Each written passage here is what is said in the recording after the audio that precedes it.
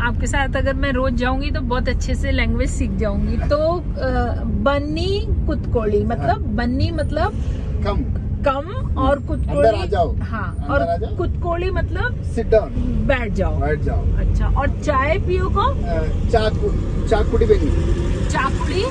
चाकुड़ी बन्नी। अच्छा, चाकुड़ी बन्नी। हाँ, बन्नी बा मतलब हाँ। आया। अच्छा, बन्नी मतलब ऑलरेडी आया। अच्छा, ओके। और गेहूं को क्या बोला था आपने? व्हीट को गोदी। हाँ। और चावल को, राइस को अक्की। अन्ना मतलब पूरा चावल रेडी हुआ ना मैम, हाँ। उसको अन्ना बोलती है। अच्छा, अन्ना। अच्छा, अन्ना मतलब दो है। अन्ना मतलब एक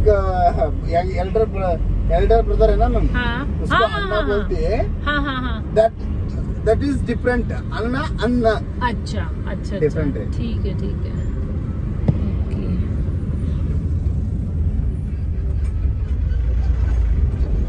राघवेंद्र ने मुझे एयरपोर्ट छोड़ दिया और बहुत मजा आया है, और इनसे मैंने कन्नड़ा सीखी है, वो मैं आपके साथ शेयर करूंगी। मैं भी बहुत खुश हुआ है। बहुत अच्छे हैं, और मेरा कैसे यहाँ आना टाइम खत्म हो गया पता भी नहीं लगा। चलो बाय। मैं बेंगलुरु से अभी वापस नोएडा जा रही हूँ। अब आपको दिखाती हूँ कुछ हिस्से फ्लैशबैक के। भास्कर ऑफिस से आ गए, हम रूम में बैठे थे तो हमने कुछ म्यूजिक सुना कि कुछ इस तरफ कोई यात्रा टाइप, झांकी टाइप आ रही है, तो हम नीचे आ गए देखने के लिए। आपको भी दिखाते हैं यहाँ का कोई ट्रेडिशनल अपना फेस्टिवल।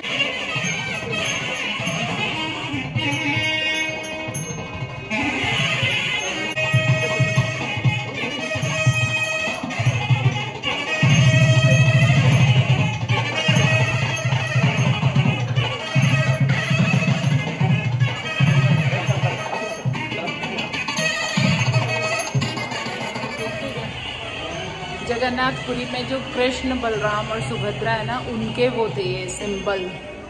वो थे कोई पूजा होगी शायद इनकी, कुछ होगा। ऊपर चले।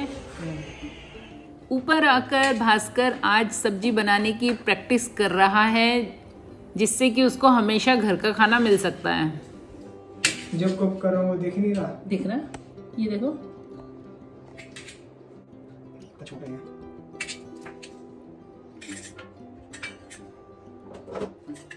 ये उठा के इधर रख दे, प्लेट उठा के यहाँ रख दे। तो अभी और नहीं करना, उस पे रख दे। टमाटर किस में रखूंगा? टमाटर उसी में पड़ा रहने देना, कटिंग हो गई सारी। ये सब्जी बनाने की प्रैक्टिस भास्कर सैटरडे संडेज अगर उसे घर में खाना हो तो बनाने के लिए कर रहा है। अदरवाइज़ वीकडेज में उसे फैसिलिटी है ऑफिस में ही पूरे दिन हर तरीके का खाना खाने की, और अगर खाना हमें ऑफिस में मिल जाए तो काम करने का मज़ा दुगना हो जाता है। ये कुछ रोटियां मैं बना के फ्रिज में रख के जा रही हूँ, जिसकी रेसिपीज़ आप अलग से मेरे चैनल पर ही देख सकते हो। तो वापस ले चलती हूँ आपको किचन में। ऐसे करके ऐसे, ये तो चम्मच से निकाल दो, सबसे इजी है, साफ सुथरा तरीका। बहुत ज़्यादा नहीं होगी, चम्मच भी यूज़ कर ले। यहाँ पर ख़त्म होता है बेंगलुरु वाला फ्लैशबैक। अब हम चलते हैं नोएडा, उत्तर प्रदेश, जो भारत का एक बहुत अच्छा राज्य है। आज मैं नोएडा से फिर से बेंगलुरु जा रही हूँ, और आज मैंने बहुत सारी चीज़ें अपने खाने के लिए बनाई हैं। तो दिल्ली एयरपोर्ट से बेंगलुरु एयरपोर्ट तक मैं अपने बनाई हुई रेसिपीज़ आपके साथ शेयर करूंगी और दिखाऊंगी कि मैंने क्या क्या खाया। और ट्रैवल में हम बाहर का खाना खाएं ऐसा कोई ज़रूरी नहीं होता। ये मेरा लगेज है और मैं वेट कर रही हूँ कैब का, तो मिलती हूँ अब आपको एयरपोर्ट पर। यहाँ से मुझे कम से कम 1.5 घंटा लगेगा दिल्ली एयरपोर्ट पहुँचने के लिए। तो मुझे भूख भी लगी है और खाना भी बहुत सारा मेरे पास है, तो मैंने पहले कुछ घर से लाए फ्रूट्स खा लिए। अब मैं ये खा रही हूँ, इतना स्वादिष्ट है कि मुझे भी अंदाज़ा नहीं था। और इस तरीके से खा रही हूँ कि जो चीज़ सबसे ज़्यादा जल्दी ख़राब हो सकती है उसको मैं पहले ख़त्म कर रही हूँ। चलो आपको थोड़ा सा नोएडा का नज़ारा दिखाती हूँ, और दिल्ली पहुँचने तक बीच में जो जो अच्छी फेमस जगह आएंगी वो मैं आपको ज़रूर दिखाऊंगी। ये नोएडा में बहुत एक अच्छा स्मारक बना हुआ है। यहाँ पर बहुत सारे लोग रील्स बनाते हैं, घूमने आते हैं। ये एक पिकनिक स्पॉट है, लेकिन यहाँ अंदर खाना, अपना खाना लेने अलाउड नहीं है। और अब मैं जमुना नदी को क्रॉस कर रही हूँ। इसका मतलब जो सामने बिल्डिंगें दिख रही हैं वो दिल्ली शहर है। और अब हम बढ़ते हैं आगे, और बहुत अच्छा वेदर है। दिल्ली का ट्रैफिक, जवाहरलाल नेहरू स्टेडियम, दिल्ली की पहचान। दिल्ली में घंटे के हिसाब से बताया जाता है, किलोमीटर के हिसाब से नहीं कि हम कितनी देर में पहुंचेंगे। दिल्ली में भी अब मल्टी स्टोरी बिल्डिंग का ट्रेंड आ रहा है, क्योंकि जगह ही नहीं है और लोग दिल्ली में काम की तलाश में आते रहते हैं। तो अब ये हाई राइज बिल्डिंग भी यहाँ पर जहाँ भी स्पेस है अब वो बनने लगी हैं। दिल्ली में ग्रीनरी ज़बरदस्त है।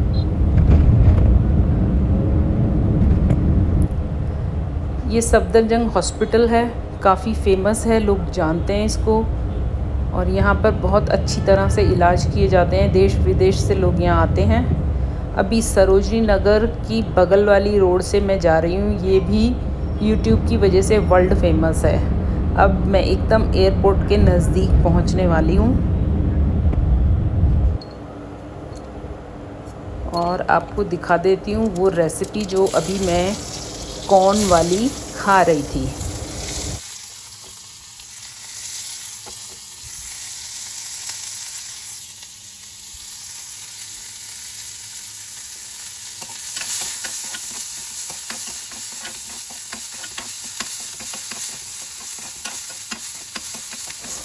मसालों के लिए मैंने इसमें सिर्फ काली मिर्च डाली है, ज़्यादा मसाले इसमें नहीं डालने चाहिए। और सब्जियां वो यूज़ करनी है जिसमें हल्की हल्की मिठास हो, क्योंकि स्वीट कॉर्न मीठी होती है तो वो फ्लेवर सेम हमें रखने चाहिए। ये मैं टमाटर नहीं डाल रही हूँ, ये मैं लाल शिमला मिर्च डाल रही हूँ। टमाटर कभी भी ट्रैवलिंग की चीज़ों में यूज़ नहीं करना चाहिए, वो बहुत पानी से भरा होता है, इसलिए चीज़ों को गला देता है। छलनी में ये कॉर्न इसलिए थी कि क्योंकि ये बॉइल्ड हैं और जो भी पानी था वो मैंने बिल्कुल 100% अपनी तरफ से कोशिश की कि निकल जाए। फुल फ्लेम पर पका रही हूँ ताकि ये सॉफ्ट ना हो, क्रंची रहे। बस इन सब चीज़ों का एक्सेस वाटर मुझे सुखाना है। नमक मैंने इसमें बॉईल करते हुए कॉर्न में डाल दिया था।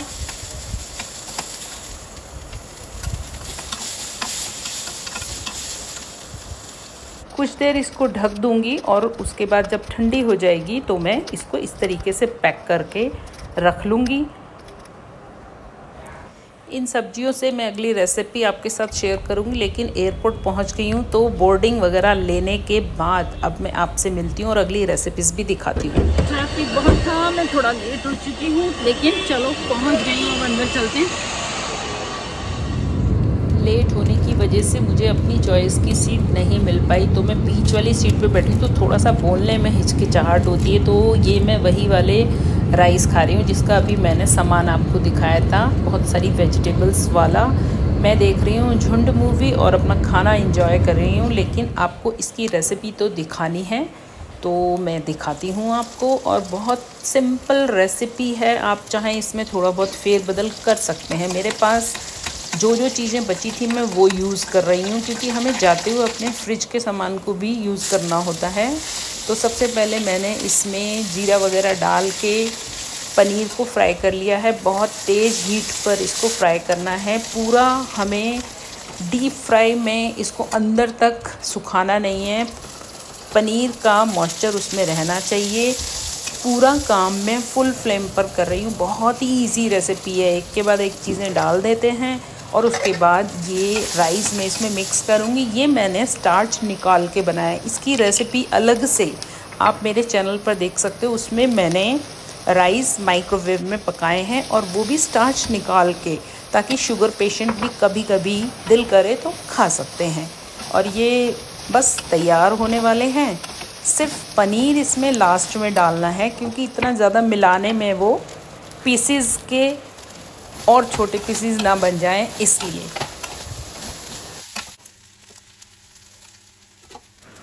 कसूरी मेथी डाल रही हूँ क्योंकि हरा धनिया भी चीज़ों को जल्दी ख़राब कर सकता है। जब बिल्कुल ठंडी हो गई तो मैंने इस डिश को पैक कर लिया यूज़ एंड थ्रो डिब्बे में, लेकिन टिन फॉइल पहले बिछा लिया है क्योंकि मुझे ये काफ़ी लंबे समय तक फ्रेश रखनी है। और अब फ़्लाइट में वापस आते हैं क्योंकि यहाँ अनाउंसमेंट हो चुकी है, हम लैंड कर चुके हैं। कैसी लगी आपको रेसिपीज़? मैंने जितना खाना तैयार किया था मैं सारा नहीं खा पाई क्योंकि फ़्लाइट में भी मुझे खाना मिला था, लेकिन अपने साथ मैं इसीलिए लाना प्रेफर करती हूँ क्योंकि कभी कभी फ़्लाइट के सारे आइटम हमें पसंद नहीं आते हैं और हर एयरपोर्ट की अपनी कुछ खासियत होती है। मैं आपको यहाँ की एक खासियत दिखाती हूँ। मेरा लगेज भी आ चुका है और ये मैं पहुँच गई हूँ बेंगलुरु।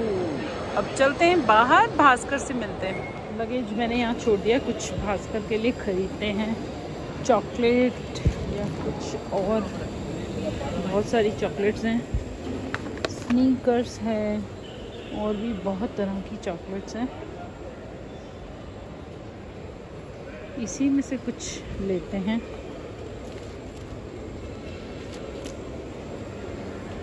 लेकिन मेरे पीछे से आया, इसने मुझे थोड़ा सा वो सरप्राइज कर दिया। मैं आगे की तरफ कैमरा लेके खड़ी हो और ये पीछे से आ गया। अच्छा रहा?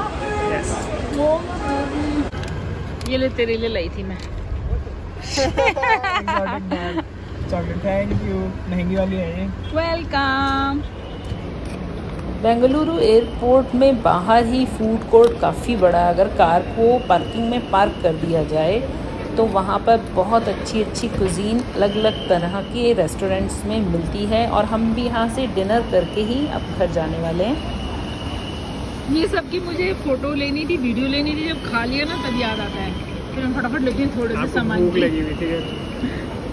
इस डिलीशियस वर्मिसेली की रेसिपी तो आपको दिखानी ही है क्योंकि मैंने शुरू में ही प्रॉमिस किया था, तो इसलिए वर्मिसेली को थोड़ा सा ऑलिव ऑयल में भूना, उसके बाद थोड़े से पानी में पकाकर गैस बंद करने के बाद मैंने इसमें थोड़ा सा गुड़ डाला और इलायची पाउडर डाला और जब ये ठंडी हो गई तो मैंने इसको भी इस यूज़ एंड थ्रो बॉक्स में पैक कर दिया।